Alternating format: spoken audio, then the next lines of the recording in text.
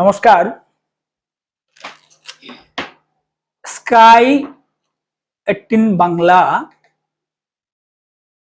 আপনাদের সামনে প্রতি সপ্তাহে ভিন্ন ভিন্ন বিষয়ের উপর আলোচনা চালিয়ে আসছে। আজকের বিষয়, আজকের যে তার শিরোনাম, আজকের আলোচনা, আজকের বিষয় সমাজের নৈতিক অবক্ষয়, ড্রাগস ইন্টারনেটের প্রভাব, উত্তরণের পথ। আজ আমাদের মধ্যে উপস্থিত হয়েছেন এই বরাক উপত্যকার অবিভক্ত কাছাড় জেলা, বর্তমান শ্রীভূমি, হাইলাকান্দি এবং কাছাড়ের স্বনামধন্য শিশুরোগ বিশেষজ্ঞ ডাক্তার দেবতোষ পাল। আমাদের মধ্যে উপস্থিত আছেন আইনজীবী এবং জেলা পরিষদ সদস্যা অর্চনা দত্ত সরকার। আমাদের মধ্যে উপস্থিত আছেন শিক্ষাব্রতী জুভিনাইল জাস্টিস বোর্ডের সদস্যা ঝুমা দাস। তো আজকের যে আলোচনা, সেই আলোচনা শুরুর প্রথমেই যে নৈতিক অবক্ষয়ের যে অবস্থা আমাদের ইদানিং কালে খুব বেশি করে বাড়ছে, সাম্প্রতিক অতীতে কিন্তু আমরা তা দেখিনি। পক্ষকালের মধ্যেই আমরা দেখলাম শিলচরে 3টা ঘটনা ঘটল। স্পার মাধ্যমে একসাথে 27 জন অ্যারেস্ট, আর একটা বাড়িতে বাসভবনে বয়স্ক ভদ্রমহিলা সহ একটা র্যাকেট, এর একজন চিকিৎসক, এর একটা হাসপাতাল ছিল, বিতর্কিত চিকিৎসক। এই যে ঘটনাগুলো ঘটছে, সেই ঘটনার সঙ্গে ড্রাগসের প্রভাব বা এই যে মুঠোফোন, আমাদের যে ইন্টারনেট, এইগুলির মাধ্যমে ছোট শিশুর থেকে শুরু করে একটা শ্রেণী আজকে আসক্ত হয়ে পড়েছে। এটা সামাজিক একটা ব্যাধি। সেই ব্যাধি শিশু মনে, তরুণের মনে কি প্রভাব ফেলছে বা কি ভবিষ্যৎ সমাজকে আমাদের কোন পথে নিয়ে যাচ্ছে, সেই সম্পর্কে সর্বপ্রথমে আমি চলে যাচ্ছি শ্রীমতী ঝুমা দাস মহাশয়ের কাছে। যে আজকের যে অবাধ যে স্বাধীনতার মানে, স্বাধীনতা বলতে যে দায়বদ্ধতা, দায়িত্ববোধের যে প্রশ্ন, যে নৈতিকতার যে প্রশ্ন, সেই স্তরটা, সেই গণ্ডিটা অতিক্রম করে আজকে স্বাধীনতার নামে সোজা ভাষায় বলতে গেলে যে নোংরামি যাকে আমরা বলি, সেই নোংরামি একে রোধ করার উপায়টা কি, সে সম্পর্কে তিনি প্রথম শুরুয়াত করবেন বক্তব্যের মাধ্যমে। সুন্দর প্রশ্ন করেছেন মিহিরদা। আমাদের সমাজে যখন নৈতিক মূল্যবোধের অধঃপতন ঘটে, তখনই সামাজিক অবক্ষয়ের সৃষ্টি হয়, এবং আমরা এখন দেখতে পাচ্ছি প্রতিটি পদে পদে এই নৈতিক অবক্ষয়। যার দরুন এই যে ঘটনাগুলোর কথা আপনারা বললেন, সেটা সেই মূল্যবোধের অধঃপতনেই এই অবক্ষয়ের সৃষ্টি হয়েছে। আমি ব্যক্তিগতভাবে যে কাজগুলোর সঙ্গে জড়িয়ে আছি, শিশু থেকে আবাল বৃদ্ধ বনিতা, আমার জুভেনাইল জাস্টিস বোর্ডে যারা থাকে তারা 18 বছরের নিচে শিশুরা। এরপরে যখন আমি কলেজে পড়াই, এরা 18 বছরের উপরে কিশোররা। এরপরে আমি আরেকটা সেক্টরের সঙ্গে যুক্ত আছি, যেখানে বৃদ্ধাশ্রম বলুন আর বলুন, আনন্দ আশ্রম বলুন, যেখানে প্রবীণ নাগরিকেরা থাকেন। তো এই 3টা সেক্টরের মানুষকে নিয়ে আমার সারাদিনের দিন যাপন বলতে পারেন। তো এই 3টা সেক্টরের মানুষকে যখন আমি দেখি, একটা শিশু থেকে শুরু করে যৌবন অতিক্রান্ত বার্ধক্যে পৌঁছানো প্রতিটা মানুষের যখন মানসিকতাগুলোকে আমি দেখে যাই যে বিভিন্ন কারণে এরা কোথাও না কোথাও একটা অসুবিধার সম্মুখীন হয়ে এই নৈতিক অধঃপতন তার ঘটে এবং সে একটা অপরাধ বোধ বা কোনো অন্যায় কাজের শিকার হয় বা অন্যায় কাজ নিজে করে। তো সেই ক্ষেত্রে আমাদের উচিত, যারা আমরা এমনিতে সাধারণ সমাজের মানুষ যারা আছি, আমার আমার মতে প্রতিটি পারিবারিক এবং প্রাতিষ্ঠানিক শিক্ষার থেকে এই নৈতিক মূল্যবোধের অধঃপতন গুলোকে আমরা ঠেকাতে চেষ্টা করব।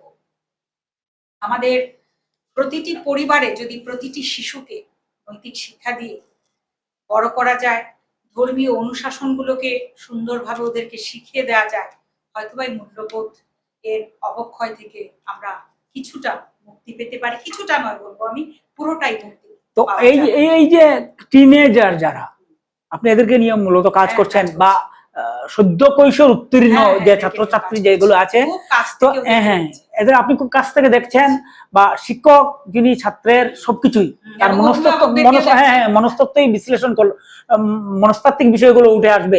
তো এই যে অবস্থা, এর সঙ্গে যে নেশার কোনো সম্পর্ক আছে কিনা, বা নেশাগ্রস্ততা যে ছাত্রদের মধ্যে আজকালকে যে প্রভাবটা পড়ছে, নৈতিক মূল্যবোধ বলতে সেই নীতি নৈতিকতার থেকে হঠাৎ করে আমরা যে বিচ্যুত হলাম, তার কারণটা কি? প্রাতিষ্ঠানিক, সেক্ষেত্রে প্রাতিষ্ঠানিক যে শিক্ষা ব্যবস্থা, হয়তোবা সে শিশু হোক, কিশোর হোক, ছাত্র হোক, সে বাড়িতে হয়তো কোনো নেশা জাতীয় সামগ্রী পাচ্ছে না, কিন্তু একটা স্কুলে গেল বা একটা কোনো বাইরে কোনো বন্ধু বান্ধবের সঙ্গে গেল, সেখানে গিয়ে হয়তোবা সে কোনো নেশা জাতীয় সামগ্রী পেল। তো সেই ক্ষেত্রে তাকে যে এড়ানোর যে ব্যাপারটা, বা যে শিশু এই জিনিসটা বয়ে নিয়ে আসছে, তার পারিবারিক অবস্থান, তার সে কি কারণে সেটা নিয়ে আসছে, কি করছে না করছে, সেই জিনিসগুলোকে আমাদের একটু হোমওয়ার্ক করে বুঝতে হবে। যেমন ধরুন প্রতিটা স্কুলে লেখা থাকে, দেখবেন আপনারা, কি লেখা থাকে এটা, নো টোবাকো জোন, খুব সম্ভবত, যে মানে সেখানে কোনো টোবাকো জাতীয় কোনো জিনিস, তামাক জাতীয় দ্রব্য বহন করা যাবে না। সেই ক্ষেত্রে হয়তোবা কোনো কলেজে স্কুলে ব্যাগ চেক করলে হয়তো ছাত্রদের কাছে পাওয়া যাচ্ছে। তো সেই যে পাওয়া যাচ্ছে, যেসব ছাত্রদের কাছে পাওয়া যাচ্ছে, বা ওরা এগুলোর খাওয়ার প্রতি যে ওদের একটা অ্যাট্রাকশন হচ্ছে, সেই জিনিসগুলোর দিকে আমরা যারা শিক্ষক আছি বা প্রাতিষ্ঠানিক আছি বা যারা অভিভাবক আছি, তাদেরকে সবসময় সচেতন থাকতে হবে। কারণ খারাপ জিনিসটা সবসময় এই বয়সে সবাই মানে চট করে এটাকে গ্রহণ করে নেয়। সেটার থেকে দূরে রাখার দায়িত্ব কিন্তু আমাদের, যারা এই প্রতিষ্ঠানগত দিকটা খেয়াল রাখছি, পারিবারিক দিক থেকে যারা অভিভাবকেরা খেয়াল রাখছে। আচ্ছা, ধন্যবাদ আপনাকে। আমি ডাক্তার দেবতোষ পালের কাছে চলে যাচ্ছি, যে আপনার কাছে আমার যে প্রশ্নটা, আপনি শিশুরোগ বিশেষজ্ঞ, যে বিষয়টা আসছে যে সঙ্গের কারণেই হোক বা ইন্টারনেট গেটেই হোক, একটা বাজে পরিস্থিতির সঙ্গে একটা শিশু এবং কিশোর সদ্য যৌবনে পা দিয়েছে বা তারুণ্যে পা দিয়েছে, যে এর সঙ্গে যখন সে সম্পৃক্ত হয়ে যায় তার মানসিক অবচেতনে, যে আমরা ফ্রয়েডের যে তত্ত্বটা যদি দেখি, যে সচেতন মনে এবং অবচেতন মনের যে ক্রিয়াটা, তার দীর্ঘদিন যুগ যুগান্তর পর্যন্ত তার একটা প্রভাব থেকে যেতে পারে। যে আজকের এই যে সমাজে যে এই একটা শ্রেণী, যে আমি যে বলছি যে আজকের যে প্রজন্ম একটা উদ্ধত প্রজন্ম, কিন্তু আমি একটা উদ্ধত প্রজন্ম হয়ে উঠছে, আমাদের সময় এটা ছিল না। যে এই যে মনস্তাত্ত্বিক যে কারণ, বা এই মনস্তাত্ত্বিক কারণের যে বিশ্লেষণ, সেই বিষয়টা আপনি আমাদের দর্শকের সামনে আপনি তুলে ধরবেন, এবং দর্শক ঋদ্ধ হবেন আপনার সেই আলোচনা শুনে। খুব সুন্দর প্রশ্ন করেছেন আমাকে মির্জা। আমি আসছি আপনার কথার যথার্থ উত্তরে। তার আগে প্রাসঙ্গিক দু একটা কথা চলে আসে। সমাধি কিছুটা বলেছেন, আমার মনে হয় একটু সংযোজন করলে ভালো হয়। আজকে যে নৈতিক মূল্যবোধের যে অভাবটা, যেটা নিয়ে কথা হয়েছে, সেটা কিন্তু মাল্টিফ্যাক্টরিয়াল, বিভিন্ন কারণ এর মধ্যে আছে। এর মধ্যে একটা এরকম হতে পারে, আমাদের শিক্ষা ব্যবস্থা আজকে পরিবর্তিত হয়ে অনেক মানে উন্নততর হয়েছে বলি, কিন্তু আগে আমরা যখন ছোটবেলা পড়াশোনা করেছিলাম, তখন স্কুলেও এগুলো শেখানো হতো, যে গুরুজনকে কিভাবে সম্মান করে কথা বলতে হয়, শিক্ষক কিভাবে সম্মান করতে হয়, প্রতিবেশীর সঙ্গে কিরকম চলতে হয়, বাড়িতে কেউ আসলে কিভাবে অভ্যর্থনা করতে হয়, কারো বাড়িতে গেলে কিভাবে চলতে হয়, এগুলো ফ্যাক্টর কিছুটা আছে। Charity begins at home. বাড়িতে প্রচুর কিছু শেখানো হয়েছিল, যেটা আজকাল হয়তো আমি আমার নিজের ছেলেকে এতটুকু শেখাতে পারছি না, যেটা আমার মা বাবা আমাকে শিখিয়েছিলেন। এটারও কারণ আছে। কারণ হচ্ছে ব্যস্ততা। আমাদের জীবন প্রচন্ড ভাবে হয়ে গেছে ফাস্ট। সবাই ইঁদুর দৌড়ে নিজেকে কিভাবে মানে এস্টাবলিশ করা যায়। মা বাবা হয়তো দুজনেই চাকরি করছেন। আগে থাকতো একান্নবর্তী পরিবার। বাবা বাড়িতে না থাকলে কাকা জেঠারা থাকতেন, ওরা বুঝাতেন, দাদুরা থাকতেন, ঠাকুরদারা থাকতেন। সবার থেকে কিছু না কিছু মানে মূল্যবোধের শিক্ষাটা বাচ্চারা পেয়ে যেত। এগুলো আজকে হচ্ছে না। আজকে স্যাটেলাইট ফ্যামিলি, মা বাবা ব্যস্ত। মা বাবা যেহেতু সময় দিতে পারছে না, ছেলের হাতে মোবাইল তুলে দিচ্ছে। সে ভাত খাওয়ার জন্য খেতে না চাইলেও মোবাইল, পড়াশোনার জন্য কন্ডিশনাল, যে আমাকে মোবাইল দিলে আমি পড়বো, এরকম কন্ডিশনাল হয়ে গেছে জীবন। যখন একটা বাচ্চা কন্ডিশনাল যখন মানে ও পেয়ে যায়, কন্ডিশনে আমি পাই, তখন থেকে তার মনে কিন্তু সেই ক্রিয়া প্রতিক্রিয়া শুরু হয়। যে সে তখনই শিখে যায়, মানে কিছু পেতে হলে, কিছু দিতে হলে, কিছু দিলে পাবো বা পেলে দেবো, দেওয়া নেওয়ার ব্যাপারটা চলে আসে। ওয়ান সাইডেড ছিল না। আগে গুরুজনটা বলছে যে তুই পড়তে হবে, ব্যবহার করতে হবে, কিন্তু তার বিনিময়ে হয়তো বেত্রাঘাত হতো, মারতো, মা বাবার শাস্তি। আজকের দিনে স্কুলে শাস্তির ব্যবস্থা নেই। কেউ যদি শাস্তি দেয়, শিক্ষকের এগেইনস্টে গিয়ে এফআইআর হবে থানায়। মা বাবা আজকাল বেশি কিছু করতে পারে না বাড়িতে। তো এগুলো অনেক ফ্যাক্টর আছে এগুলোর মধ্যে। তারপরে যখন ফ্যামিলি গুলো যখন স্যাটেলাইট হয়ে যায়, স্বামী স্ত্রীর মধ্যে দাম্পত্য কলহ আজকাল খুব কমন। এটারও কারণ এই আপনার ইন্টারনেটও বলতে পারেন, বা মানে ওই যে আমরা অনেকে মানে ইয়ে না হয়ে, কি বলো, পরিণত বয়স না হয়ে ডিসিশন নিয়ে নেয়, তারপর হয়তো বিয়েটা করলো, কিন্তু এদের হয়তো পারিবারিক মিলন বা দুটো সংস্কৃতি, দুটো কালচার থেকে আসা ফ্যামিলির মধ্যে ওদের মানে ঠিক মতো মিলিয়ে উঠতে পারে না, বাড়ির মধ্যে দাম্পত্য কলহ হয়। মা বাবার মধ্যে কেউ একজন নেশাগ্রস্ত, বাবা হয়তো নেশা করে আসে, সে ছেলেকে কি শেখাবে? এগুলা দেখে দেখে দেখে ছেলে বড় হচ্ছে, মেয়ে বড় হচ্ছে। আর ওই যে সময়টা, যেটা এডোলেসেন্স যে টাইমটা আছে, ওই টাইমটাতে কিন্তু বাচ্চাদেরকে স্পেশাল কেয়ার নিতে হয়, মেয়ে হোক ছেলে হোক। ওই সময়টাতে ওদের মানসিক, শারীরিকের সঙ্গে কিন্তু মানসিক কিছু পরিবর্তন ঘটে, প্রচুর পরিবর্তন ঘটে। ওই সময়টা থেকে একটু লাগামে রাখতে হয়, ওই সময়টা কেয়ারফুলি রাখতে হয়, কি করছে না করছে এটা নিয়ে মানে অভিভাবকদের খেয়াল রাখতে হয়। যদি খেয়াল না রাখে, তখনও হতো, এখনো হয়। আজকের দিনে হয়তো ড্রাগস অ্যাভেলেবল আছে, বিভিন্ন ধরনের নেশা জাতীয় ট্যাবলেট এগুলো অ্যাভেলেবল আছে, এগুলো যাচ্ছে। আগের মানে আগের জেনারেশন যেটা ছিল, আপনারা তো শুনেছেন যে জেনারেশন এক্স, জেনারেশন জেন জি, এগুলো চলছে। এগুলো জেন জির বাচ্চারা ওই বয়সে সবসময় খারাপ জিনিসটা হাতছে নিতে, আর যেটা ইজিলি অ্যাভেলেবল হাতের কাছে থাকে ওই দিকেই যায়। কারণ কোথাও থাকে ওদেরকে ওই সময় মানে কি চলছে দুনিয়াতে জানা, নিজের শরীরের ভেতরেও বাইরেও ওই সময় খারাপ দিকে যাওয়ার প্রবণতা ওদের মধ্যে থাকে। ওই সময় অ্যাভেলেবল যেটা আসে মানে হাতের কাছে পাবে, ওরা ওই দিকেই আসক্ত হয়ে পড়বে। এছাড়া আরেকটা জিনিস আমি বলছি, যে উনি বলেছেন, দিদি ঝুমাদি একটু আগে বলেছেন, যে আজকাল স্কুলের ছাত্রদের মধ্যে দেখা যাচ্ছে ওরা ড্রাগ এডিক্টেড। আমরা অভিভাবকরা সময় দিই না। অনেক কিছু লক্ষণ আছে এদের, যেমন যে ছেলেটা হঠাৎ মানে স্কুলে রেগুলার যেত, হয়তো যাচ্ছেই না, মা বাবা খবর পাচ্ছে না, স্কুলে অ্যাবসেন্ট থাকছে, বা আগে পড়াশোনায় খুব ভালো ছিল, সাম্প্রতিককালে দেখা যাচ্ছে পরীক্ষা, স্কুলের অ্যাটেন্ডেন্সও কমছে, ওর ফলাফল ভালো হচ্ছে না। আমরা হয়তো ধরে নিই হয়তো বাচ্চা পড়াশোনায় মনোযোগ নিয়ে করে গালাগালি করছি, হয়তো বা আমাদের সন্তান হয়তো নেশার দিকে ঝুঁকে গেছে, হয়তো কারোর থেকে নিয়ে হয়তো নেশা জাতীয় সামগ্রী হয়তো নিচ্ছে, এবং সে ধীরে ধীরে ধীরে ধীরে মূল স্রোত থেকে বেরিয়ে যাচ্ছে। এগুলো স্কুলে যেরকম খেয়াল রাখার কথা, গার্জিয়ানদেরও এরকমই বাচ্চাদের আচরণ দেখতে হবে, যে আচরণের মধ্যে কোনো রিসেন্টলি কোনো পরিবর্তন এসছে কিনা। যদি এসে থাকে, তাহলে এটাকে মানে খতিয়ে দেখার যে কি কারণে হচ্ছে। তাহলে কোনো ডাক্তার বা কোনো সাইকিয়াট্রিস্ট, চাইল্ড সাইকিয়াট্রিস্টের কথা বলা, যে আমার বাচ্চার এই আচরণের মধ্যে পরিবর্তনটা কেন আসলো। কারণ ওই বয়সে, ওই যে বয়ঃসন্ধিকালে বাচ্চাদের মধ্যে আপনি যেটা বললেন একটু আগে, যে এটা অনেক দিন অব্দি এটার প্রভাব থেকে যায়। আর নেশার যারা কবলে পড়ে, সাধারণত আর বেরিয়ে আসতে পারে না, এবং দিনের দিন এটা একটা ভিসিয়াস সাইকেল হয়ে যায়। এটা থেকে নেশা থেকে একটা ডিপ্রেশন আসে। ডিপ্রেশনটা ওভারকাম করার জন্য ওরা আবার নেশাগ্রস্ত হয়, আবার পরের দিন আবার ডিপ্রেশন আসবে, তারপর ডিপেন্ডেন্সি চলে আসে। আর যখন এই ডিপেন্ডেন্সি আসবে, এটা কিন্তু শুধু ওর যে শারীরিক বা মানসিক যে ক্ষতি হচ্ছে বাচ্চাটা, সেরকম না। বাচ্চাটার নিজের পরিবারের অর্থনৈতিক মানে ভাবে পরিবারকে ধ্বংস করছে, কারণ ডিপেন্ডেন্সি আসলে টাকার দরকার একটু। তারপর কি করবে, যখন বাড়ি থেকে টাকা পাচ্ছে না, তারপর অস্বাভাবিক কার্যকলাপ, যেমন চুরি বা কারোর চিন্তায় আমরা প্রচুর মানে কম বয়সী ছেলে ছোকরাদের পাই, যারা বাড়িতে ঢুকে রাত্রেবেলা ঘর থেকে মোবাইল নিয়ে নিচ্ছে।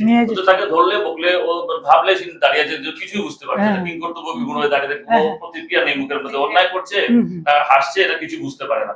ওই ড্রাগসের প্রভাবে ওরা করে এগুলো জিনিস। ঠিক আছে, তো এটার সঙ্গে কি কি যুক্ত হলো, বাচ্চার নিজের ভবিষ্যৎ শেষ, নিজের পরিবারের অর্থনৈতিক যে বুনিয়াদ যেটা সেটা নষ্ট হয়ে যাচ্ছে, পরবর্তী জেনারেশন যেটা, ওর তো নিজের কর্মসংস্থান হবে না, ওর নিজের যে পরবর্তী জেনারেশন, ওর ফ্যামিলিও ভালো হবে না, পরবর্তী দু তিনটা জেনারেশন নিয়ে টান পড়ে কোনো বাচ্চা যদি ড্রাগস বা এই ধরনের মাদকাসক্তি এগুলোর দিকে দিয়ে যায়। তো এটার এখন হচ্ছে নিরসনের উপায় হচ্ছে যে এটা, দেখুন আমাদের সরকার, আমি প্রশংসা করি, বলবো আমাদের আসামের কথাই বলছি, আমাদের মাননীয় মুখ্যমন্ত্রী প্রচুর চেষ্টা করছেন। দৈনন্দিন কালে রোজ আমরা শুনছি বিভিন্ন জায়গায় ইয়াবা ট্যাবলেট ধরা হচ্ছে এবং এগুলো ধ্বংস করা হচ্ছে। তারপরে আমাদের দায়বদ্ধতা থেকে যায়, কারণ চোর যেও চুরি করবে, খারাপ কাজের করার মতো লোকের, আপনি সামাজিক দায়বদ্ধতার কথা, সামাজিক দায়বদ্ধতা আমাদের শুধু গার্জিয়ানদের নয়, শুধু স্কুলের টিচারদের নয়, প্রত্যেকটা মানুষকে, আমাদের সমাজকে আমাদের চোখে রাখতে। আজকে আমার ছেলেকে আমি খেয়াল রাখছি, আমার পাশের বাড়ির ছেলে নষ্ট হয়ে যাচ্ছে, এটা আমি দেখবো, সেটা হয় না। সবার খেয়াল সবার রাখতে হবে। মানুষকে যখন এগিয়ে এসে সবাই সাহায্য করবে, সমাজ সুন্দর হবে। আদারওয়াইজ একে ঠিকানোর কোনো রাস্তা। তো এখন আমি ইয়ের কাছে চলে যাচ্ছি। অর্চনা দত্ত সরকার প্রতিষ্ঠিত, লব্ধ প্রতিষ্ঠিত আইনজীবী এবং জেলা পরিষদের সদস্য।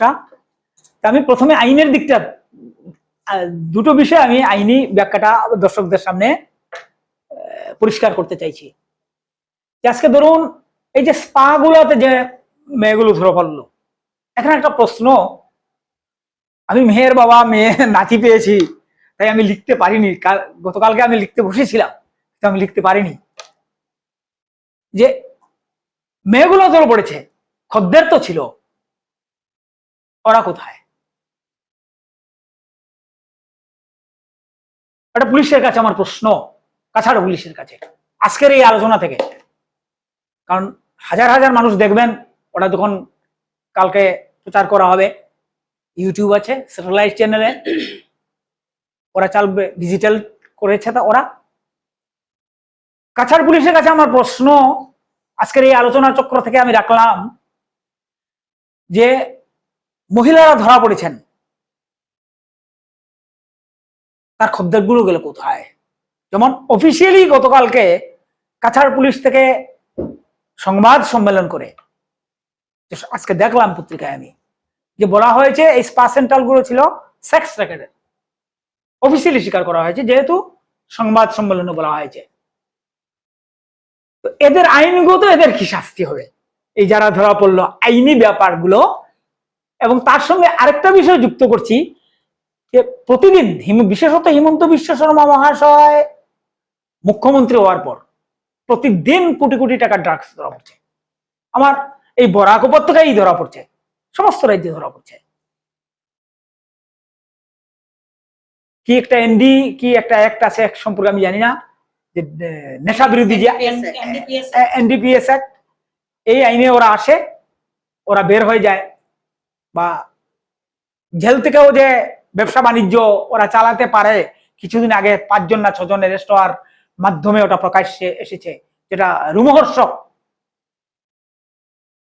যে যারা জেলের ভেতরে আছে, তাকে সংশোধনাগার বলা হয়, সেখানে ওরা মোবাইলের মারফতে তার ব্যবসাটা, তার র্যাকেটটা বাইরে যথারীতি চালিয়ে যাচ্ছে। এই যে যারা আসে, এরা ছাড়া পেয়ে আবার ব্যবসা করে। আইনগতভাবে এদেরকে কিভাবে প্রতিরোধ করা যায়, বা আইনি ব্যাখ্যাগুলোটা কি, এই দুটো ব্যাপারে আলোচনা করে পরবর্তীতে আপনি নৈতিক অবক্ষয়ের দিকটা যাবেন। নমস্কার, স্কাই 18 বাংলার সব দর্শক সহ মিহিরদা, সবাইকে আমার নমস্কার, শুভেচ্ছা, অভিনন্দন। মিহিরদা খুব সুন্দর যেটা জিজ্ঞেস করেছেন, এটা নিয়ে আমি যখন পত্রিকা, মিডিয়া সবকিছুতে দেখছি, তখন এই সেম প্রশ্নটা আমার কাছেই ছিল, যে আমি আইনজীবী হিসাবে, আমরা সুপ্রিম কোর্টের যেটা ল আছে, যারা এই ব্যবসার সাথে, শারীরিক ব্যবসার সাথে যেসব মহিলারা জড়িত থাকে, সবাই যে ইচ্ছাকৃত থাকে তা না বলে, হিউম্যান ট্রাফিকিং আমরা শুনেছি। এই যে মেয়েগুলো 28 জন হোক আর যে কজন মেয়ে ধরা পড়েছে, এদের মধ্যে সবাই কেউ যদি ইচ্ছাকৃত ব্যবসা হিসাবে করে থাকে, সেটা একটা যেতে পারে। দ্বিতীয়ত, হিউম্যান ট্রাফিকিং এও তো কেউ মেয়ে কি করতে পারে, বাই ফোর্স ওদেরকে দিয়ে এটা করানো যেতে পারে। দ্বিতীয়ত, এই যে মেয়েগুলো ধরা পড়েছে, এদের মধ্যে পক্সো থাকতে পারে রিলেটেড, কারণ কোনো মেয়ের কিন্তু অসিফিকেশন করা হয়নি, বিলো 18 ইয়ার্স আছে না অ্যাবভ 18 ইয়ার্স, এটা নিয়ে কেউ যাচাই করেনি। গেল। দ্বিতীয়ত, এদেরকে যে ধরা হলো, ধরার পূর্বে এতদিন যাবত এই যে ব্যবসা যদি এখানে সেক্সুয়াল র্যাকেট একটা চলছিল, এটার তো একটা লাইসেন্স দেওয়া হয়েছে, হ্যাঁ হয়েছে তো। লাইসেন্স দেওয়া হয়েছে, লাইসেন্স দিয়ে কাজ করা হয়েছে, যাকে লাইসেন্স দেওয়া হলো উনি কোথায়? উনি কোথায়? ফার্স্ট। দ্বিতীয়ত, যে ঘরটা ভাড়া দিয়েছেন, আমি যখন একটা শহরে দোকান বা ঘর ভাড়া দেব, আমি ল্যান্ড ওনার হিসাবে বা দোকানের ওনার হিসাবে আমার জানা উচিত এখানে ড্রাগসের ব্যবসা হবে না শারীরিক ব্যবসা হবে, কি হবে সেটার উপর আমার অবগত থাকা উচিত। যে ভাড়া দিয়েছেন নিশ্চয়ই উনি 10 টাকা ভাড়া দিতেন, এখানে বাজে কাজ হবে এর জন্য 100 টাকা ভাড়া পাচ্ছেন, এর জন্যই হয়তো উনি বেশি টাকা পাবেন বলে বাজে কাজ করার জন্য ভাড়া দিয়েছেন। তো আমার মতে এই 28 জনের সাথে এরাও জড়িত থাকা উচিত ছিল। মানে এদেরও গ্রেপ্তার হওয়া উচিত ছিল। উচিত ছিল। হ্যাঁ হ্যাঁ। দ্বিতীয়ত, যেটা আপনি সবচেয়ে মোস্ট ইম্পর্টেন্ট বলেছেন, আমি জিনিস নিয়ে দোকানে বসেছি, দোকানের যদি গ্রাহকরা না যেতেন হ্যাঁ, তাহলে তো এখানে বাজে কাজ করার প্রশ্নই ওঠে না। এবং যারা গেছেন স্পা করতে কোনো দিন দরিদ্র লোক যাননি, না নিশ্চয়ই এখানে সম্ভ্রান্ত রিচ ফাইন্যান্সিয়ালি যারা এফোর্ড করতে পারে তারাই গেছেন। তো এই ব্যক্তিগণ কোথায়? ওরা কোথায়? প্রশ্ন। পানিশেবল হলে আপন দেম, যে যারা গেলেন, যারা দোকান ভাড়া দিলেন, যার নামে লাইসেন্স ছিল, মেন অ্যাকিউজড হলো তারা। সুপ্রিম কোর্টের ল মতে এই যে যারা ব্যবসা করেছেন তাদেরকে ধরলে, তাদেরকে আমরা অ্যাজ পার ল যদি আমরা সেকশন ওয়াইজ দেখি, এদেরকে আমরা বিভিন্ন সেকশনের আয়তায় গেলে এরা কেউই কাস্টাডিতে থাকতে পারেন না। এরা থাকতে পারে না, এরা থাকতে পারে না। একজন মহিলাগুলো থাকতে পারে না। এবং আমি যদি বলি বিলো 18 ইয়ার্স এর কোনো মহিলা যদি ব্যবসা করে থাকে তো পক্সোতে পড়বে, ওকে দিয়ে কেউ ব্যবসা করাচ্ছে, তো যে ব্যবসা করাচ্ছে সে আসামি। আর অ্যাবভ 18 ইয়ার্স এর পরে আমরা সুপ্রিম কোর্টের ল মতে জানি সে উইলিংলি যদি নিজের ব্যবসা করে থাকে সেটা অপরাধ নয়। এবং আমি সুপ্রিম কোর্টের একটা দেখেছিলাম যে এই ব্যবসার যে রোজগার হয় তাই ইনকাম ট্যাক্স লাগে না, ইনকাম ট্যাক্স মুকুব। একটা রুলিং দেখেছিলাম। এখানে আমরা দেখলাম যারা ভিকটিম, এখানে আমি বলছি না ওনারা একদম ধোয়া তুলসী পাতা, মেবি তাদের মধ্যেও কেউ থাকতে পারে, কিন্তু এটা তো ওনাদের ব্যবসা। যদি অ্যাবভ 18 ইয়ার্স এর সবাই হয়ে থাকে তো ওনাদের ব্যবসা। এই ব্যবসার জন্য কি কোনো লাইসেন্স বা কিছু দরকার আছে? যেগুলো মানে এই মানে এই ব্যবসা যদি করতে হয় না, আমাদের ভারতবর্ষ মতো লাইসেন্স, বাংলাদেশে আছে। সবচেয়ে বড় কথা এরকম মলে তো এরকম আর মলে তো পাবলিক প্রপার্টিতে, মোট কথা আমার যেটা পাবলিক কোনো প্রপার্টিতে এই ধরনের ব্যবসা চলে না। সেপারেট জায়গা থাকবে, সেপারেট অ্যালটমেন্ট থাকবে, এরকম পাবলিক প্লেসে এই ধরনের ব্যবসা। এর জন্যই আমি কি বললাম, লাইসেন্স যে নিয়ে এই ব্যবসাটা শুরু করেছেন, he is the main culprit, he or she may be the main culprit. যে এই লাইসেন্সটা নিয়ে এই ব্যবসাটা স্পাটা খুলেছেন কে? এই পাবলিক প্লেসে এই ব্যবসাটা কে চালাচ্ছেন? তারা কোথায়? যারা এখানে কাজ করেছেন তাদেরকে এখন আমাদের খতিয়ে দেখতে হবে এরা কি আদতে অ্যাকিউজ না আদতে ভিকটিম। এটাও একটা প্রশ্ন, এটা মারাত্মক একটা প্রশ্ন। হ্যাঁ, ভিকটিম হতে পারে, তো প্রথম তো ভিকটিম হয়। এই 28 জন মহিলা যারা আছেন ওনারা কি আদতে অ্যাকিউজড? আমার একটা বিগ কোয়েশ্চেন কাছাড় প্রশাসনের কাছে, যে ওনারা কি ভিকটিম না ওনারা অ্যাকিউজড? আচ্ছা অর্চনা দি, তোমার কথাটা থামিয়ে আমি আরেকটা বলছি। যখন ওদেরকে কালকে ধরে নেওয়া হলো এতগুলো মেয়ে মানুষকে, ওইখানে কি কোনো খদ্দেরই ছিলেন না? এটাই তো প্রশ্ন, আমার মূল প্রশ্নটা তো আমি এটা করেছি, এই প্রশ্নটাই তো আমি করেছি। ধরে ধরে আনা হলো, আমি মানলাম মেয়েগুলো দোষী। হ্যাঁ হ্যাঁ, না না, খদ্দের যদি না থাকে তাহলে তো ওদেরকে ধরে আনতে পারবে না। তো খদ্দের যদি ওরা একা তো বসে থাকার কথা না, না, আর ওরা তো এতগুলো খদ্দের বাজে পজিশনে তো একা একা বসে থাকার কথা না। না না না, যদি অন দ্য স্পট ওদেরকে ধরা হয়েছে নিশ্চয়ই সেখানে খদ্দের ছিলেন। সিঙ্গুলার খদ্দের দেয়া, অনলি মেয়েগুলোকে নিয়ে এসেছে। কিছুই বোঝা যাচ্ছে। এখন সমাজ ব্যবস্থা, আপনি যেটা বলছেন মেয়েটা, আমি ওটার সাথে জড়িয়ে বলছি যে সমাজ ব্যবস্থা ঠিক করতে হলে আমি যখন অন্যের উপর একটা আঙুল উঠাবো, আমার দিকে কটা আছে? 4টা আঙুল আমার দিকে আছে। এই যে সমাজ ব্যবস্থা ঠিক করব, আমরা শুধু এখন একদম নিরীহ বলবো না, তথাপিও আমি বলছি এই 28টা মেয়ের উপরে আমি চাপিয়ে দিলে হবে না। খদ্দের যারা ছিলেন, সমাজ ব্যবস্থা যাদের ছিল, সমাজ ব্যবস্থা আমাদের ঠিক করতে হবে। এই যে মেয়েগুলো হয়তো পেটের দায়ে করেছে কেউ ব্যবসা, অ্যাবভ 18 যারা আছেন ওদেরকে হয়তো প্রেসার করেছেন, বাজে ভিডিও রেখে ব্ল্যাকমেল করেও করাতে পারে, বিলো 18 ইয়ার্স হলে ওদেরকে প্রেসারাইজ করে করতে পারে, বা কাউকে পয়সার লোভ যে কিছু করতে পারে। তো আমি 28 জনকে ছেড়ে বাকিদেরকে বলছি, 28 জনে তো নিশ্চয়ই একদম না হলে 28 জন ক্রেতা তো ছিলেন না, ছিলেন তো, তারা কোথায় গেলেন? আগে তো ওদেরকে তো ধরা এটা না, উচিত। এটাই তো একটা সাংঘাতিক বড় ধরনের সমাজ প্রশ্ন। ব্যবস্থা ঠিক করতে হলে আমরা সমাজের যারা সো কল বলবো আমরা সম্ভ্রান্ত ভদ্র যারা আছি তারা আগে ঠিক হতে হবে। সবাই যদি আমরা যাই না, বাজে জায়গাতে আমরা যাই না, জায়গাটা আর বাজে থাকবে নাকি বলুন না?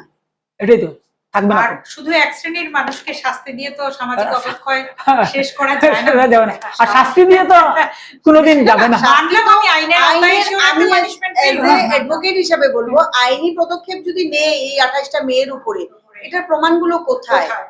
অ্যাবভ 18 ইয়ার্স যদি ডেট অফ বার্থ প্রমাণ হয়ে যায়, হ্যাঁ, হ্যাঁ। ওদের ব্যবসা ওরা করতেই পারে, হ্যাঁ। কিন্তু পাবলিক প্লেসে পারে না। পারে না। কিন্তু পাবলিক প্লেসে কেন করানো হলো? এটার জন্য যে লাইসেন্স নিয়ে স্পাটা খুলেছেন তাকে ধরা উচিত প্রথমত, যে আপনি কি ধরনের এই ধরনের পাবলিক প্রপার্টিতে আপনি কাজটা করাতে পারেন।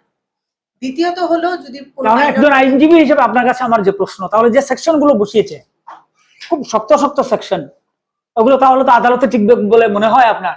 আমি এটার বেশি ওপেন করতে চাইছি না, যেহেতু একটা আমার তো মনে হয় না। প্রফেশন নিয়ে কথা, বাকি আমরা কারণ আমার তো মনে হয় না আদালতে টিকবে বলে। কারণ যেহেতু একতরফা টাকা হয়ে গেল, তো একতরফা মামলা হয়ে গেল, তো তো ওটা আদালতে টিকবে। আদালত তো বিচার করবেন, উভয় পক্ষের সবকিছু দেখবেন, যাচাই করবেন, জাস্টিস, যার জন্য জাস্টিস বলা হয়, তো ওগুলো টিকবে না তো। বাকি আইনত যে সেকশনস গুলো আছে আমি এত ওপেন আপ হচ্ছি না হ্যাঁ, হ্যাঁ। সম্মুখে, কারণ এটা আমাদের আদালতের কাজ থাকবে, আমরা আদালতে কাজ করবে যারা আইনজীবীরা থাকবে। আইনের কিন্তু মতো আমি কাজ যেহেতু করবে। সামাজিক ভাবে কথাটা উঠেছে তার জন্য বললাম, সমাজ শুধরাতে হলে সমাজের মূল শ্রেণীর লোকেরা যারা আছেন তারা শুধরাতে হবে এবং তাদের গাইডেন্সের সমাজ শুধরাতে লাগবে। একটা স্পা যদি এতদিন থেকে এখানে চলছে, স্পা আশপাশের কেউ কি খবর পেলেন না? এবং এটা তো মল, খবর না পাওয়ার তো কথা না। আর একটা মলে যখনই কেউ গেছেন, দিন দরিদ্র যারা খেতে পারেন না, অশিক্ষিত, হ্যাঁ। তারা কেউই যাননি। না, নিশ্চয়ই না। প্রাপ্তবয়স্ক লোকরা গেছে, প্রাপ্তবয়স্ক লোকরাই শিক্ষিত গেছে, এবং শিক্ষিত উচ্চশিক্ষিতভাবে। প্রাপ্তবয়স্ক অর্থনৈতিক দিক থেকে অর্থনৈতিক স্বাবলম্বী স্বাবলম্বী মানুষ মানুষ হয়ে গেছে। হ্যাঁ, হ্যাঁ, তো এটা আমার প্রশ্ন, ওনারা কোথায়? হ্যাঁ। দ্বিতীয়ত রইল ড্রাগসের ব্যাপারটা, যেটা আপনারা আমাকে প্রশ্ন করেছেন। ড্রাগসটা দেখুন আজকের ডেটে অনেক জায়গায়, যেহেতু আমি আইনজীবী, আমরা অনেক জায়গায় দেখি এনডিপিএস অ্যাক্ট 1985 এর আন্ডারে যেগুলো সেকশনস পড়ে, আমি আমাদের ভারতীয় জনতা পার্টির সরকার আসার পর থেকে আপনারা পেয়েছেন অনেক জায়গায় অনেক লটে লটে ধরা পড়ছে। হ্যাঁ, হ্যাঁ। এবং বিশ্বাস করুন মিহিরদা, আজকের ডেটে এনডিপিএস কেসের অনেক ঘটনা অনেক কমেছে, রেশিও যদি আপনারা দেখতে যান অনেক কমেছে। বিকজ যেটা বেইলের ব্যাপারটা আছে, যখন মানুষ কখন ভয় পায় যে যদি আমাদের এনডিপিএস কেসে অ্যারেস্ট হলো, কমার্শিয়াল কোয়ান্টিটিতে কেউ অ্যারেস্ট হতো, পট করে যদি বেইল হয়ে যেত, তাহলে কি হতো? মানুষের সাহস বেড়ে সাহসটা যেত। বেড়ে যেত। হ্যাঁ। এখন কি হয়েছে, যখনই এনডিপিএস কেসে কেউ ধরা পড়ছে এবং লার্জ কোয়ান্টিটিতে, কমার্শিয়াল কোয়ান্টিটি যেটা বলে আইনি ভাষায়, এটাতে ধরা পড়ছে, তখন কি হচ্ছে, বেইলের ক্ষেত্রে নাহি আমাদের জজ কোর্ট, নাই আমাদের হাইকোর্ট, কেউই একদম লিবারেল না। এটাকে খুব স্ট্রংলি দেখা হচ্ছে। কারণ হলো যে ড্রাগস কেস, একটা মারপিটের কেস হলে একসময় একটা বেল হলে বেশি ক্ষতি হবে না একজনের, কিন্তু এনডিপিএস কেসে, ড্রাগসের কেসে একজনকে বেল দেওয়া মানে আরো কয়েকশো লোককে আরো ক্ষতি করা। নষ্ট করে তার দেওয়া, জন্য হ্যাঁ। এই ক্ষেত্রে বেলটা খুব রেস্ট্রিক্টেড থাকে, ফুল গ্রাউন্ড না থাকলে বেল দেওয়া হচ্ছে না। আপনারা আমাদের শ্রীভূমি জেলে গিয়ে দেখলে কোনো সময় দেখতে পাবেন যে প্রচুর সংখ্যক আসামি আজকের ডেটে জেলের ভেতরে আছে যারা এনডিপিএস কেসের সাথে জড়িত। তো এই ক্ষেত্রে সরকার বা পুলিশ প্রশাসন প্রচন্ড ভাবে তাদের কাজ করছেন এবং এইটা দিন প্রতিদিন কমছে, সংখ্যায় কমছে। কিন্তু তারপরেও আমাদের যেটা বলছি, কেন বাড়ছে? কিছু সংখ্যক ইয়াং জেনারেশন, দাদা একটু আগে যারা বলেছেন জেনজি, যেটা জেনজি, হ্যাঁ। মানুষ আগে কি হতো, আমি যদি কাউকে বলি, আমার একটা এক্সাম্পল, নাম বলবো না, একজনকে বললাম ভাই এগুলো কি জড়িয়ে কি লাভ, বল তুই কাজ কর, তোর সংসার আছে। আমার ক্লায়েন্ট একজনকে জিজ্ঞেস করে বলি, দিদি এখন তো আমি করি না, এখন বালা হয়ে গেছি, কিন্তু তখন দিদি বুঝছেন নি, অল্প কাজ করলে একটা প্যাকেট যদি এখান থেকে নিয়ে আরেক জায়গায় টুস করিয়া দিলেই একটা ভালো অ্যামাউন্ট পাইতাম দিদি। তখন তো বউ বাচ্চা আসিল না, তখন করছি দিদি, এখন তো করি না, এখন আমি বালা হয়ে গেছি। ওই যে স্মল স্মল কাজ করে যারা বড় র্যাকেটটা চালান, ওনাদের কি থাকে, প্রথম হয়তো ছোট ছোট পুয়ার সেকশনের মানুষদেরকে আগে নেশাটা করিয়ে দেন, তখন করিয়ে দিয়ে বলবে কি তুই যদি এই প্যাকেটটা ওখানে দিস তাহলে তোকে খাবারটা দেবো, হয়তো মেবি, আমার যেটা মনে হচ্ছে এই ধরনের ছোট ছোট ভাবে। আর বড় বড় যেগুলো র্যাকেট আছে এগুলো তো করছে, কিন্তু সামাজিক ভাবে আমাদের না ছোট জিনিসগুলোও দেখতে হবে। কারণ আজকে কলেজে, স্কুলে, যেটা ঝুমাদি বললেন, স্কুলেও ড্রাগস আসছে। এটা কি করে আসছে? এটা ধরবেন বড় একটা র্যাকেটই কি করছে, ওদের চেইন, দোকানদার দোকান খুলছে, ওই যে যেরকম দোকান খুলছে, স্কুলে আসলে আমার এতটা বিক্রি হচ্ছে, এই জিনিসগুলোর জন্য অভিভাবকদেরও আমাদের নজর রাখতে হবে। আর আজকের ডেটে ইয়াং জেনারেশন বলুন বা মিডল এজ বলুন, ডিপ্রেশন একটা নতুন বেমার হয়েছে। যেটা ডিপ্রেশন কি হয়, একা একা থাকতে, বন্ধুত্বের অভাব, হয় মিডিয়াতে আছে, ফেসবুক দেখবো বা কিছু করব, বন্ধু বান্ধব নেই, মা বাবা ব্যস্ত। সাপোজ আমি আমার কথাই বলি, আমি যদি আমার বাচ্চাকে ভালো গাইডেন্স দিই না, আমার বাচ্চার সাথে আমি সেই ফ্রেন্ডলি এনভায়রনমেন্ট একটা রাখি না, কথা বলার স্পেস রাখি না, বাচ্চা কোথায় যাবে, বাইরে যাবে। বাইরে গিয়ে ও 10 জন কার সাথে মিশছে সেটাও যদি আমি নজর রাখি না, তখন তো বাচ্চা একটা নষ্ট হবে। দ্বিতীয়ত ফাইন্যান্সিয়াল ব্যাপার, যেটা আমাদের দেবতোষ বাবু বলেছেন, যে পয়সার দিকটাও, কোনো গরিব ছেলে আছে পয়সা পাচ্ছে না কোনো কিছুর, ও কাজ করতে পারে, তখন দেখছে এই কাজটা করলে আমি পয়সা পাবো। তো বিভিন্ন ক্ষেত্রে আমাদের সামাজিকতা, দারিদ্রতা, পেটের খিদা সবকিছু মিলিয়ে এই কাজগুলো হচ্ছে। তো এইটা নিয়ে আমাদের সরকারের বিভিন্ন স্কিম আছে, যাতে গরিব বাচ্চাদের স্কুলে খাওয়ার ব্যবস্থা হয়, বিভিন্নভাবে ওদের ডেভেলপমেন্ট হয়, আনএমপ্লয়েডদের বিভিন্ন স্কিম দিয়ে কাজ করানো যায়। সরকার বিভিন্নভাবে কাজ করছে, কিন্তু সামাজিকতা ভাবে আমরা যারা সমাজে আছি, আমরাও এটা নিয়ে কিছু অ্যাওয়ারনেস প্রোগ্রাম আমাদের করা উচিত, থাকা উচিত। আমার কথা হলো, আমরা প্রত্যেকে যদি 3 জন মানুষকে বাঁচাতে পারি, 100 জন মানুষ আমরা কতজনকে বাঁচাতে পারছি, এরকম করে প্রত্যেকে যদি দায়িত্ব নেই যে আমার আশপাশের, শুধু আমার বাচ্চা না, আমার আশপাশে যাতে এই ধরনের কিছু হয় না, সেটা আমি খেয়াল রাখবো, সমাজটাকে ভালো করব, তাহলেই মনে হয় সমাজ শুধরানো যাবে। না হলে আগামীতে একটা ভয়াবহ দিন আসতে পারে। এই যে মূল কারণটাই যে ডক্টর দেবতোষ যে কথাটা বলেছেন, যে সাধারণত যে ওই যে একান্নবর্তী পরিবারটা নষ্ট হয়ে যাওয়াটা কিন্তু সামাজিক অবক্ষয়ের একটা কারণ, অন্যতম কারণ, প্রধান কারণ। এই আর পাশাপাশি আরেকটা বিষয় এসেছে যে প্রতিযোগিতার যে মনোভাব, ভোগবাদ, যে আমি আরো চাই আরো চাই আরো চাই। আমার জানা মতো লিভিং স্ট্যান্ডার্ডটা যেটা হয়ে গেছে ব্যাপারটা, এটা সরাসরি সম্প্রচারের ব্যাপার যা বলা যাবে না, যে কোনো এক স্থানে আমি গিয়েছিলাম যে বাবা 12 মজা বিক্রি করে, একটা আইফোন দেখলাম তার মেয়ের হাতে, ক্লাস 9ম শ্রেণীতে পড়ে, তার দুটি বোন ওদের, দরিদ্র মানুষ, বাসা ভাড়া থাকে।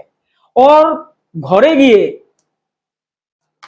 এই নালিশটা আমি করেছিলাম যে খেয়াল রেখো, এত টাকা দামের মোবাইল ফোনটা মেয়েটা খুব থেকে নিয়ে এসেছে, যে আমার সামাজিক একটা প্রতিষ্ঠা আছে, যার জন্য ওরা তেমন কিছু বলেনি, অন্য কেউ গেলে মার খেয়ে আসতে হতো। এই যে ভোগবাদী যে মানসিকতা, এই ভোগবাদ মানসিকতাও মানুষকে কিন্তু পিছিয়ে দিয়েছে। এই আজকের এই অবস্থাতে যে সামাজিক দায়বদ্ধতার প্রশ্ন, তার পাশাপাশি প্রশাসনিক দায়বদ্ধতাও আমাদের যারা প্রশাসনিক আধিকারিক আছেন তাদের মধ্যেও রয়েছে। এবং সবচেয়ে বড় কথা যে বর্তমানে সবকিছু কিন্তু রাজনীতির সঙ্গে সম্পৃক্ত। আপনার কথা কেটে একটা বলছি, আপনার একটা প্রশ্নের উত্তর কিন্তু আমরা এখনো পাইনি। কি করেছিলেন? আচ্ছা আচ্ছা, যে বললেন যে জেলের ভেতর থেকে হ্যাঁ হ্যাঁ ওরা ওদের এই ড্রাগসের ধরা পড়েছিল, হ্যাঁ রেকেটটা চালিয়ে যাচ্ছে, সেটা কিভাবে সম্ভব? আর যদি হয়েছে এটার জন্য কি ব্যবস্থা হতে পারে আইন? এটা তো দেখুন, যখন শস্য, আমি এটা আগের দিনে আমার মা ঠাম্মারা বলতো, ভূত যদি শস্যতে থাকে ভূত খেদাবো কি করে। যেটা আপনারা পেয়েছেন জেইলে যে ব্যবস্থাটা হয়েছে, এইটা জেইলেরই যারা ছিলেন ওনারাই এটার মধ্যে জড়িত ছিলেন, এবং ওনাদেরকে গ্রেফতার হয়েছেন, ওনারা এখন কাস্টাডিতে আছেন। এটা কি টিপ অফ দ্য আইসবার্গ হতে পারে? জাস্ট মানে বরফের পাহাড়টা চূড়াটা সমুদ্র হিমশৈলী মাত্র, হিমশৈলীর চূড়া হতে পারে, থাকতে পারে, হতে পারে, বিচিত্র না। কারণ আমাদের যে এখন বর্তমানে আমাদের এসপি মহোদয়া আছেন, উনি খুব ভদ্রমহিলা, উনি খুব শক্ত হাতে জিনিসগুলো মোকাবিলা করছেন, দেখছেন এবং সুন্দরভাবে। এবং উনি থাকার পূর্বেও আমাদের ডিস্ট্রিক্ট অ্যাডভোকেটস বার থেকে একটা পিটিশন বোধহয় গেছিল, আগে এরকমও ছিল, একজন আসামি ছিলেন, উনি ওখান থেকে বসে উনি কেসেরও ব্যবসা করতেন, কেসও ডিল করতেন। তারপরে এটা নিয়ে খতিয়ে দেখা গেল, তখন পার্থপ্রতিম দাস উনি পরে এই আসামিটাকে এখান থেকে শিফটেড টু অ্যানাদার জেল করে ঠিক করেছেন। তারপরেও দেখা গেছে যখন আমাদের বর্তমানের যিনি এসপি আছেন উনি আসার পর এই ব্যাপারটা খতিয়ে দেখে ধরে, এখন বিশ্বাস আমাদের আছে যে উনি এটা আরো দেখবেন, আরো যদি কিছু থাকে আরো নিশ্চয়ই বেরোবে। এখন আমি দেবতোষ বাবুকে ওটাই বলবো, আমার মনে হয় না এরকম কিছু বাট না না, আপনি শ্রীভূমির কথা বলছেন, আমি ওভারঅল ওভারঅল আরেকটা ব্যাপার, আমি ওনাকে প্রশ্ন করতে পারি। আমার হ্যাঁ, শুধু করুন, একটাই করুন। মানে একটাই বলছি যে আমাদের যারা পুলিশ প্রশাসনে যারা আছেন তাদের শক্ত হতে হবে, যাতে ওই যে ভেতরে কি যাচ্ছে আসছে এগুলোর মধ্যে আমাদেরই মধ্যে, কারণ আমাদের কনস্টেবল হোক পুলিশ যেই হোক ওনাদের শক্ত হতে হবে, যাতে এই ভেতরে যখন ব্যবসা হয়ে যায় তো বাইরে আর কোথা থেকে পতাকান্দি অঞ্চলে তো পুলিশ কনস্টেবল ধরা পড়েছিল তো Exactly. এইগুলো। আচ্ছা, আমরা যারা ডাক্তারি প্রফেশনের পেশায় হ্যাঁ, আছি, আমাদের কাছে চোর আসলো, ডাকাত আসলো, ড্রাগ পেডলার আসলো, অসুস্থ হয়ে আসলো, আমরা চিকিৎসা করি। কিছু কথা। উকিলদের কি সেরকম কিছু আছে না? মানে কারণ যারা নার্সের পোশাক ওদের মধ্যে কোনো উকিল বেলের জন্য আবেদন করে, আপনাদের কি সেরকম কিছু আছে? হ্যাঁ আমাদেরও আছে, সেটা সেম আমাদের প্রফেশন, যে আনটিল আনলেস এটা প্রমাণ হয় না আমাদের কাছে যখন আসবে আমরা কিন্তু কোনোদিনই কাউকে অ্যাকিউজ বলতে পারি না, we are always said like alleged accused. আমরা কিন্তু আগে অ্যাকিউজ কোনোদিনই ওনাকে গৃহীত দিতে পারি না, যেই আসবে আমাদের কাছে আমরা কেসটা পাই। আমি আমার প্রথম অভিজ্ঞতা বলছি, যখন আমি জাস্ট সিনিয়রের আন্ডারে আমাদের দেবাশিস চক্রবর্তী মহাশয়ের under, তখন একটা সত্যি সত্যি রেপ কেস একটা এসেছে। আমি স্যারকে বললাম, স্যার এই লোকটা মনে হয় রেপ করেছে নাকি, তাহলে আমরা কেন স্যার এই কেসটা লড়বো, এটা লড়লে তো পাপ দিবে টাকা। মানে তখন থেকে একদম জুনিয়র হিসাবে আমি স্যারকে প্রশ্ন করেছি। স্যার বলেছে, বিং এ অ্যাডভোকেট তোমার কাছে কেউই একিউজ না, তুমি কাউকে আগে থেকে বলতে পারো না, ইউ নেভার জাজ। তোমার কাছে রেকর্ড কথা বলবে, রেকর্ডের পেপার কি পুলিশ কি ইনভেস্টিগেশন করেছে, on that basis you have to face the case. আমাদের কাছেও ডাকাত আসুক, চোর আসুক, রেপিস্ট আসুক, মার্ডারিস্ট আসুক, আমাদের কাগজপত্রের মাধ্যমেই আমরা জেরা করব, জেরার মাধ্যমে আমাদের কেস খালাস হবে, কারো কনভিকশন হবে। আমাদের কাছেও সেম রুল, প্রত্যেকে তো আইনি ডিফেন্স আমাদের কোনোদিনও আইনি সহযোগিতাও তো দিতে হয়, সরকারও তো ব্যবস্থা রেখেছে। কোনো লোক হয়তো সত্যিই অভিযুক্ত হয়েছে, অপরাধী না, তার জন্য কেউ না কেউ তো কথা। কারণ বিনা বিচারে যাতে কারো শাস্তি না হয় এইরকম একটা আইনে একটা কথাই আছে যে একজন অপরাধী ছাড়া পেয়ে যায়, কিন্তু একটা নির্দোষী কোনোদিনও যাতে শাস্তি না পায়। তো আমি জুমাদির কাছে আবার চলে যাচ্ছি। আচ্ছা, আপনি জুবিনাইল জাস্টিস বোর্ডের সঙ্গে আছেন, আমরাও তো বসন্তীকাল কাটিয়ে এসেছি, আপনারাও কাটিয়ে এসেছেন, বা দেবতোষ বাবু এরাও আমাদের অনেক জুনিয়র। তো তখনকার সময়ের অবস্থায় আজকের অবস্থা কিন্তু আকাশ পাতাল ফারাক। এই যে অপরাধ প্রবণতা, ডাইরেক্ট অপরাধ না বলেও কি শব্দটা কি বলবো, আমি যদি সাইকোলজির কথাটা বলি অসংসদীয় হয়ে যায় কিনা, ধরুন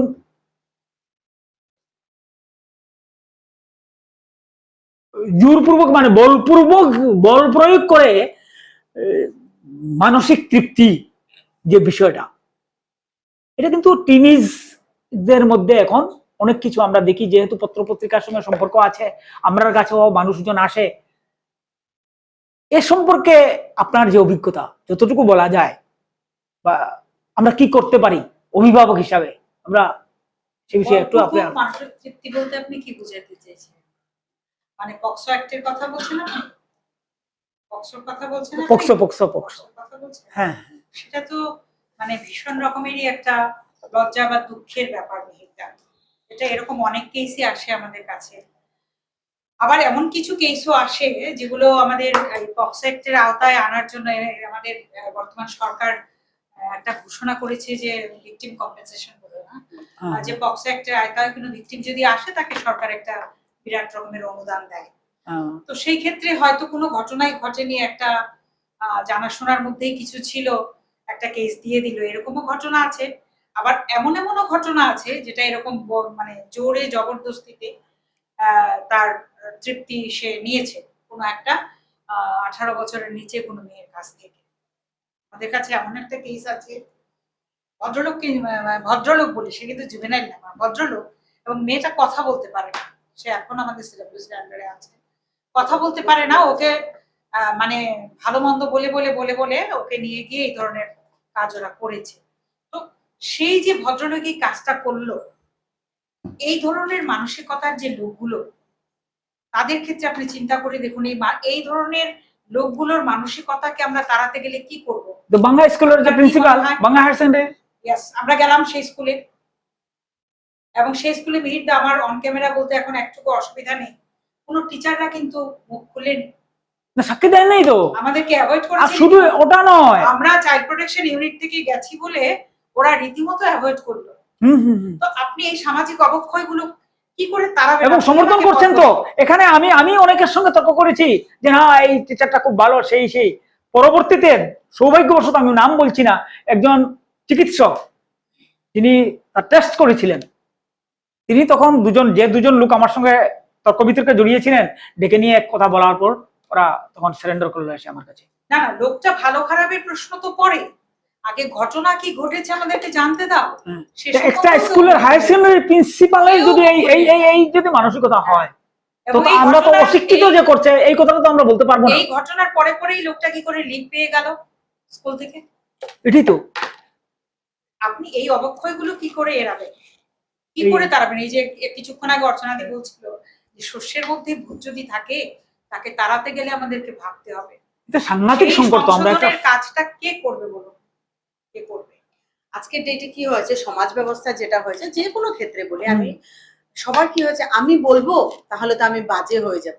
এটাই। এই যে একটা বলার যে কি বলবো, প্রতিবাদ তো এক ধরনের, বা স্পষ্ট কথা স্পষ্ট ভাবে বলতে পারাটাও কিন্তু একটা গুণ থাকা উচিত। কিন্তু আজকের ডেটে আমি বলি যে এই জিনিসটা 95% মানুষের মধ্যে নেই। ভাববে আমি এই কথাটা বলবো তো অমুক আমাকে খারাপ পাবে, আমি এই কথাটা বলবো তো নিজেকে বললে সেভ করার চেষ্টা। শুধু সবাই আমার নিজে সেলফ সেন্টার্ড হয়ে তাই তো গেছি। না। আমার কাছে আজকে সমাজ ব্যবস্থাটাকে সুন্দর করতে হলে, সুষ্ঠু করতে হলে, আমাদের যে সেলফ সেন্টার্ড হয়ে আছি, আমি, আমার বর, বাচ্চা, এই সেলফ এর সেন্টার বাইরে আর থেকে কিছু নেই। ঘুরে আমাদের সমাজের কথা ভাবতে হবে। আমরা যখন সবাই মিলে 10-এর কথা না ভাববো, সমাজ শুধরাবে না। আমার ছেলেটাকে যখন আমি ভালো ভাববো, আমি ভাবতে হবে পাশের বাড়ির ছেলেটাও যাতে ভালো হয়, ওর ভালো দিয়ে আমার ছেলের ভালো হবে। তো সবাই মিলে যখন ভালো ভাববো এবং প্রোটেস্ট করতে শিখবো, যেটা ঝুমাদি বললেন, স্কুলের টিচাররা বললেন না, হ্যাঁ হ্যাঁ। এখন টিচাররা যারা গুরু সমাজে, তারাই যদি বলেন না, তাহলে আর কে বলবে বলুন? আর আরেকটা ব্যাপার মিহিরদা, দেখুন আমরা বলছি যে মানে অভিভাবকদের একটু সচেতন হতে হবে সন্তান সম্বন্ধে। আমাদের হোমে যেসব বাচ্চারা থাকে, হোমে আমরা সেসব বাচ্চাদেরকে রাখি যাদের মা বাবার খোঁজ নেই, বা চাইল্ড লেবার একটা ধরা পড়েছে, মা বাবা নিতে চাইছে না বা কিছু করছে না। আমাদের হোমে যে বাচ্চারা আছে মিহিরদা, যে পরিবেশে ওদেরকে আমরা রাখছি, আমি তো মনে করি একটা নিউক্লিয়ার ফ্যামিলির ছেলের থেকে আমরা ওদেরকে, এই যে এতগুলো বাচ্চারা এক জায়গায় থেকে, সমান বয়সের বাচ্চারা, টাইমে উঠা, যোগা করা, পড়াশোনা করা, একজন আরেকজনের ভালো মন্দের খেয়াল রাখা, খুনসুটি করা, টাইমে খেলাধুলা করা, স্কুলে যাওয়া, অনেক ভালো পরিবেশে আছে ওরা। আচ্ছা আচ্ছা। না আমি এখন ডাক্তার আচ্ছা, বলছি- আপনার কথাটা হচ্ছে কি, আপনি বলছেন যে বলপূর্বক মানসিক তৃপ্তি। হ্যাঁ, হ্যাঁ। কারণটা আমি আমি ওটা ওটা মানে আমার angle থেকে আমি বলছি। এর জন্য কিন্তু নেশা দায়ী, হ্যাঁ। অনেকে নেশাগ্রস্ত হয়ে পড়ে থাকে। এই জন্য হচ্ছে গিয়ে আগে একটা সময় হুম। পরিবারের বাচ্চারা মা বাবার কাছে কিছু চাইলে সঙ্গে সঙ্গে দিত না। দেওয়া হতো না। হ্যাঁ ঠিক আছে, হ্যাঁ এটার জন্য মানে যে কোনো কিছু আর্ন করতে হলে পরিশ্রম করবে। পরিশ্রম। হ্যাঁ বলার সঙ্গে সঙ্গে আজকাল দেখবেন ছোট ছোট বাচ্চারা, আপনি বললেন মোবাইল আইফোন নিয়ে ঘুরছে, হ্যাঁ বাচ্চারা হাতে চলে আসছে, ওরা প্রাপ্তবয়স্ক হওয়ার আগে ওরা লাইসেন্স ছাড়া গাড়ি চালাচ্ছে, গাড়ি চালাচ্ছে। হ্যাঁ যাতে এই যে মা বাবা হাতে তুলে দিচ্ছে কেন? কারণ সময় দিতে পারছে না। হ্যাঁ একটা মানুষ, ছেলে বাচ্চা বা মেয়ে বাচ্চা যদি বলার সাথে সাথে সবকিছু পেয়ে যাচ্ছে, তাহলে সে ওই যে বয়ঃসন্ধিকালে বা যৌবনে যখন পা দেয়, তখন তার মধ্যে চেঞ্জটা আসে স্বাভাবিকভাবে। তার অনেক কিন্তু মানে চাহিদা থাকবে, যেটা আগে কম বয়সে ছিল না, নতুন ছিল না, নতুন নতুন চাহিদা, নতুন আচ্ছা, আচ্ছা। শারীরিক চাহিদা ও মানসিক চাহিদা বাড়বে। সেটা যখন সে পাবে না, তখন তার যেহেতু আমি বাড়িতে সবকিছু ছোটবেলা বলার সঙ্গে সঙ্গে তুমি কে আমাকে দেবে দেও না, না, দেও না। সেই বলপূর্বক মানসিকতা চলে আসে। পরিশ্রম করে আমি কিছু নেবো না, আর্ন করবো না, I can't wait, I have to ওটা ওটা। ইয়ে করে দিতে হবে এটাকে আর কি। চিন্তা ওই হচ্ছে কি মানসিকতা। পরিশ্রম করে না, কেউ করবে না। আমি আপনার সঙ্গে ব্যক্তিগতভাবে একটু আগে আলোচনা করেছি, হ্যাঁ। দেখবেন দুর্গাপূজার সময় আজকাল নবপ্রজন্মকে পাওয়া যায় না, নবপ্রজন্ম নাই। বয়স্ক লোকরা বা সব বয়স্ক, মধ্যবয়স্করা, মধ্যবয়স্করা, তাদের হ্যাঁ। এগুলো ইন্টারেস্ট নেই, কারণ পরিশ্রম আছে পরিশ্রম। কম পরিশ্রমে যেখানে ফুর্তি পাওয়া যায়, আনন্দ পাওয়া যায়, সেখানে করবে। যদি না পাওয়া যায় ফল করবো। আর ওদের ক্যারিয়ারের বাইরে ওরা তো কিছু ভাবতেও ভাবছেন কিছু মানে ভাবছেই আমরা তো না। ক্যারিয়ার ভিত্তিক একটা সমাজ এখন আমরা গড়ার হয়তো প্রতি আমরা করছি। এটিএম মেশিন তৈরি করছি, এটিএম মেশিন তো টাকা রোজগারের একটা যন্ত্র। একটা যন্ত্র। আজকের এখন আপনাদের কাছে আমি শেষ পর্যায়ে এসে গেছি, যে 2 মিনিট আপনারা বলবেন প্রত্যেকের অভিমত, যে আজকের সমাজে আমরা যারা আছি, যাদেরকে সচেতন মহল যারা আছেন, এই যে নৈতিক অবক্ষয়, এই যে বিধ্বংসী একটা সময়, বাখতিন তত্ত্বতে যদি আমরা যাই, যে সাংস্কৃতিক রাজনীতির যে ভয়াবহ দিকটা, সবকিছু পুড়ছে, ব্রহ্মাণ্ড পুড়ছে, ঋত্বিক ঘটকের কথা। এই সময় থেকে উত্তরণের জন্য যদিও সময় লাগবে, 2 মিনিটের মধ্যে উত্তরণের উপায়টা প্রথম দেবতোষ পালকে দিয়ে শুরু করি। এটা হয়তো 20 বছর লাগতে পারে, 200 বছর লাগতে পারে, 2 মিনিটে গুছিয়ে বলা সম্ভব নয়, অল্পই বলবো। উত্তরণের উপায় হচ্ছে চ্যারিটি বিগিনস এট হোম, এছাড়া কোনো রাস্তা নেই। প্রত্যেক গার্জিয়ান, অভিভাবক যারা আছেন, নিজের পরিবারের সন্তানদের প্রতি লক্ষ্য রাখুন। এপিজে আব্দুল কালাম আজাদ বলেছিলেন, উনি বাচ্চাদেরকে শেখাতেন, আর জানেন এরাই ভবিষ্যতে গিয়ে দেশ গড়বে। বড়দেরকে যারা শিক্ষিত, এদেরকে এখন শেখানোর আমাদের কিছু নেই। বাচ্চাদেরকে গড়ে তুলতে হবে মাটির কাছে থাকতে, যেরকম রূপ দেবো সেরকম হবে। নতুন প্রজন্মকে যদি আমরা ঠিক করতে পারি, শুধু নিজের বাড়ির নয়, আশেপাশের পাড়া প্রতিবেশী নিয়ে আমরা ছোট ছোট যে সমাজ যেটা হয়, সেই মানে আশেপাশের লোকজনকে দিয়ে, বাচ্চাকে নিয়ে আমরা সময় দিয়ে একটু সবাই, তাদের নতুন প্রজন্ম যখন বড় হবে, ওদের মানসিকতা যদি আমরা এখন ছোটবেলায় চেঞ্জ করতে পারি, তাহলে আগামী ভবিষ্যতে কিছুদিন পরে, কয়েক বছর পরে বা 50 বছর পরে হলেও হয়তো আমাদের সমাজ ব্যবস্থা সংস্কার সাধন হতে পারে। আচ্ছা, ধন্যবাদ আপনাকে। এখন অর্চনা দত্ত সরকার মহাশয়া, আপনি যে আমাদের যে উত্তরণের পথটা, আজকে আমরা ভয়াবহ সংকটে আছি, যে আকণ্ঠ বলতে গেলে আকণ্ঠ আমরা নিমজ্জিত হয়ে গেছি। এই যে পাপ বলবো, যে অমৃত ভাণ্ড নয়, বিষ ভাণ্ড, হলাহল, এর থেকে উত্তরণের উপায়টা কি? মিহিরদা, খুব সুন্দর কথা, এত কম সময় বলাও সহজ না, তথাপিও আমি বলবো এটাই। প্রথমত যেটা আমাদের দেবতোষ বাবু বললেন, charity starts always at home, এটার জন্য আমি প্রথমত আমরা যারা মায়েরা আছি, মায়েরা আমাদের সন্তানকে, অনেক সময় কি হয়, বাচ্চা ছেলেই হোক মেয়েই হোক, বাবাদের সাথে অত অ্যাটাচ থাকে না। তো যেটা বলবো, এখন শুধু দেখুন স্পার ব্যবসাটাই বলছি না, আজকাল ডেটে টিনেজ যারা আছেন, যারা নতুন নতুন সম্পর্কে, বুঝতেই পারছেন আমি, নতুন সম্পর্কে যাচ্ছে, এটা নিয়ে ভবিষ্যতে ওদের কি কি ধরনের হতে পারে, আমরা ফ্রেন্ডলি হয়েও বাচ্চাদের সাথে এই জিনিসগুলো ওনাদেরকে বোঝাতে হবে। শুধু নেশাই না, নেশা শুধু ড্রাগস দিয়ে হয় না, বিভিন্ন নেশা হতে পারে। ওই ধরনের যাতে অ্যাওয়ারনেস আমরা ঘরে করি, প্রথমত অ্যাওয়ারনেস গুলো করতে হবে। দ্বিতীয়ত আমাদের বাচ্চাদের, যারা সামনে পুজো, আপনি দেখতে পারবেন দিনের বেলা হয়তো বাচ্চাদেরকে পাওয়া যায় না, রাত্রে বাচ্চাদেরকে পাওয়া যায়।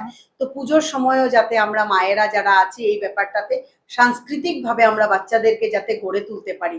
এখন সেই দিন এসে গেছে যে আমাদের সংস্কৃতির যেটা বিন্যাস ঘটছে, সেটাকে যাতে আমরা বাঁচিয়ে রাখতে পারি, সেজন্য বাচ্চাদেরকে কিছু বলতে হবে। এবং নেশাটা তো খারাপ, আমরা সবাই জানি, তারপরেও দেখবেন কেউ না কেউ কোনো কারণে নেশা করছে, এই নেশাটাও যাতে করে না। সরকারি ভাবেও যেগুলো আমাদের এস্টাবলিশমেন্ট গুলো আছে, সবার কাছে আমার অনুরোধ থাকবে, প্লিজ আপনারা অ্যাওয়ারনেস প্রোগ্রাম গুলো করুন। এটাতে আমাদের যারা আমরা প্রতিনিধি হিসাবে আছি বিভিন্ন এরিয়াতে, আমরা সবাই মিলে কাজ করব।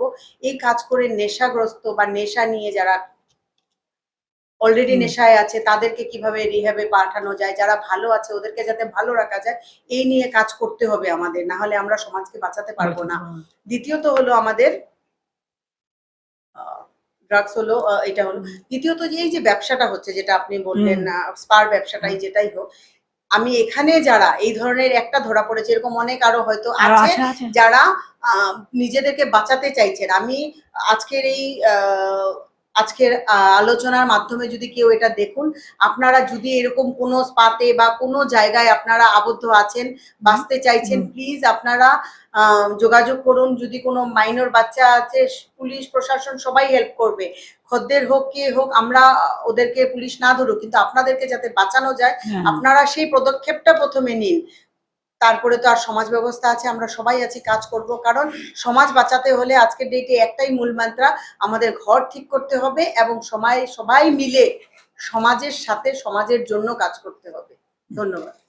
এখন জুমাদির কাছে, যে আপনি এখন উপসংহারে যাওয়া, যে এই সমাজের আপনি তো বলছেন, কি বলবো, আমার যেটা মনে হয়, এর প্রতিকার করতে হলে সবচেয়ে আগে বলতে হবে যে যিনি আমাদের শিশু রোগ বিশেষজ্ঞ আছেন, শিশুদের অভিভাবকের সঙ্গে তিনটা এক হয়ে থাকেন, যদিও শারীরিক দিকটাই উনি বেশি দেখেন। তো পারিবারিক সচেতনতা বৃদ্ধি, নিউক্লিয়ার ফ্যামিলি একটা মেইন কজ। এদিকে আমাদের ভাবতে হবে। আমাদের বর্তমান সরকার, আমাদের বর্তমান মুখ্যমন্ত্রীও কিন্তু বলছেন যে আমাদের এই যে একটা দুটো বাচ্চা, এদের প্রতি আমাদের মা বাবাদের মনের দুর্বলতা, এটাও কিন্তু একটা নৈতিক অবক্ষয়। এটা প্রধান কারণ। দ্বিতীয় কারণ দেখুন আমাদের শিক্ষা ব্যবস্থা কিছুটা সংস্কারের দরকার। সংস্কার হ্যাঁ, যেখানে শুধু পুঁথিগত বিদ্যা নয়, বিদ- হ্যাঁ, যেখানে মানবিক মূল্যবোধ মানবিক বা মূল্য- সামাজিক দায়িত্ববোধ গুলো নিয়ে ওদেরকে প্রতিটি ক্লাসে একটা করে চ্যাপ্টার থাকুক হুম, হুম, এবং বাধ্য থাকুক এগুলো নিয়ে ওদেরকে বোঝানোর জন্য প্রতিটা টিচারের। এই জিনিসটা না করলে মিহিরটা হবে না। মানে ওরা যেভাবে অঙ্ক শিখে, যেভাবে বিজ্ঞান শিখে, হ্যাঁ, যেভাবে কমার্সে পড়ে, যেভাবে সবকিছু শিখে, সেভাবে এই জিনিসটা ওদেরকে একদম বাধ্য করে দেওয়া হয়। মানবীয় যে বিদ্যাটা মানবিক মূল্যবোধ কি? মূল্যবোধ আমরা হায়ার সেকেন্ডারিতে পড়াই, একটা চ্যাপ্টার দেওয়া হয়েছে হ্যাঁ, হ্যাঁ, মূল্যবোধ শিক্ষা।